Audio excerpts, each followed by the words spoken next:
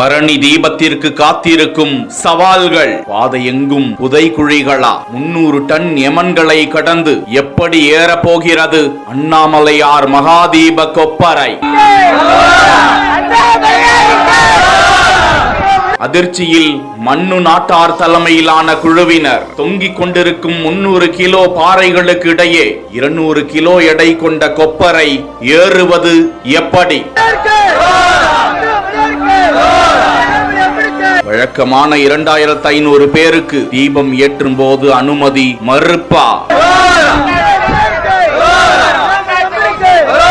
பெஞ்சல் புயலின் கோர தாண்டவத்தால் அண்ணாமலையில் கந்தாசிரமம் பாதை, முளைப்பால் தீர்த்த பாதை, 7 சுனை பாதை, அரைமலை பாதை உள்ளிட்ட அனைத்து பாதைகளும் புதைக்குழி போன்று காட்சியளிப்பதாக வனத்துறை வட்டாரங்கள் கூறுகின்றன. மண் சரிவினால் ஆபத்தான நிலையில் 200-300 டன் எடை கொண்ட பாறைகள் ஆங்காங்கே தொத்திக் கொண்டிருக்கின்றன என்றும் தீபம் ஏற்றுவதில் எந்த மாற்றமும் இருக்க போவதில்லை, ஆனாலும் மலையேற பக்தர்களை அனுமதிக்க வேண்டாம் என வனத்துறையினர் முடிவெடுத்திருப்பதாக ஆலோசனைகள் மேற்கொள்ளப்பட்டு வருகின்றன. வழக்கமாக செல்லும் கிரிவல பாதைகளிலும் எப்போது வேண்டுமானாலும் மழை பெய்தாலோ பேரிடர் நிகழ்ந்து விட்டாலோ பெரும் உயிர் சேதம் ஏற்படும் அபாயம் இருப்பதால் அண்ணாமலை பாதுகாப்பான மலையாக மாறிய பிறகே பக்தர்களை அனுமதிக்க வேண்டும் என்றும் வல்லுநர்கள் கோரிக்கை விடுக்கின்றனர். தீபம் ஏற்றுவதற்கு முன்பாக பர்வத ராஜகுல சமூகத்தை சேர்ந்த மண்ணு நாட்டார் தலைமை குழுவினர் கொப்பரை சீரமைப்பு பணியை மேற்கொண்டு உள்ளனர் என்றும் ஓவியர் மூலமாக வர்ணம் பூசி